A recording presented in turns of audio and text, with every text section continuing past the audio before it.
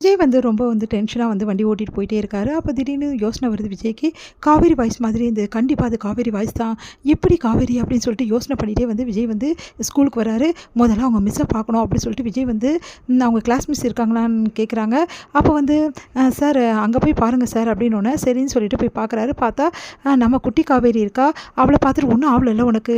இல்லப்பா எனக்கு எதுவும் ஆவல அப்படின்னு சொல்லிட்டு சொல்றாங்க. சரிடா உங்க கிளாஸ் மிஸ் எங்க? என் கிளாஸ் மிஸ் தான் எனக்கு மருந்தெல்லாம் போட்டு விட்டாங்க. அவங்க தான் என்ன கவனிச்சுக்கினாங்கப்பா. இப்போ தான் ஹெட் மிஸ்ஸஸ் கூப்பிடுறாங்கன்னு சொல்லிட்டு போயிட்டாங்கப்பா அப்படின்னோனே, ஓ அப்படியா?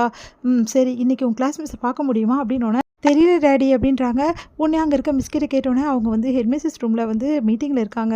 இப்போ பார்க்க முடியாது சார் அப்படின்னோனே, சரின்னு சொல்லிட்டு சரி வா போகலாம் அப்படின்னு பார்க்குறாங்க. காயத்தை சின்ன காயம் தான்ப்பா ஒன்றும் இல்லைன்னு சொல்லிட்டாங்க.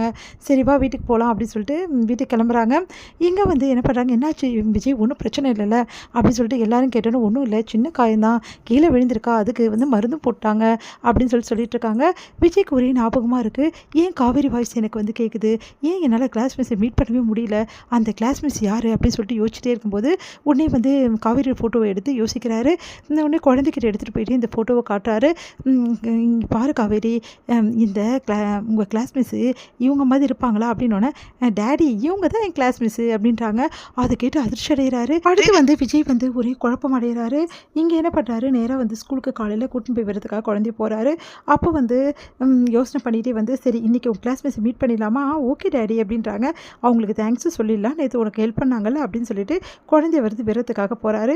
போயிட்டு அவங்க கிளாஸ் மிஸ்ஸை பார்க்கணும் அப்படின்னோன்னா, அங்கே இருக்காங்க அப்படின்னோன்னா காவேரி பார்க்குறாரு. பார்த்து அப்படியே சந்தோஷம் தாங்க முடியல விஜய்க்கு. அப்படியே போய் பார்க்குறாரு. பார்த்தோன்னே, சார் வாங்க சார், இப்போ அம்மு நல்லா தானே இருக்கா?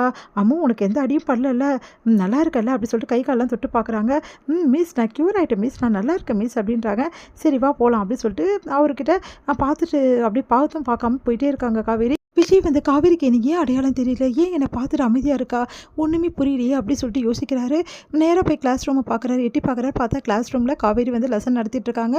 உடனே காவேரி ஒரு ஃபோட்டோ எடுத்துக்கிறாரு. எடுத்துகிட்டு நேராக வீட்டுக்கு வராரு.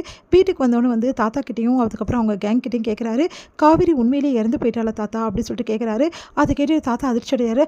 ஆமாப்பா அவர் அப்போவே உலகத்தை விட்டு போயிட்டாப்பா அப்படின்னோடனே, ஓ அப்படியா, அப்போவே அவள் உலகத்தை விட்டு போயிட்டாளா, சரி அப்போ இது யார் தாத்தா அப்படின்னு சொல்லிட்டு காட்டுறாங்க. பார்த்தா கிளாஸ் மிஸ் அப்படியே எடுத்துகிட்டு இருக்காங்க கிளாஸ். இதை பார்த்து அதிர்ச்சி அடையாரு.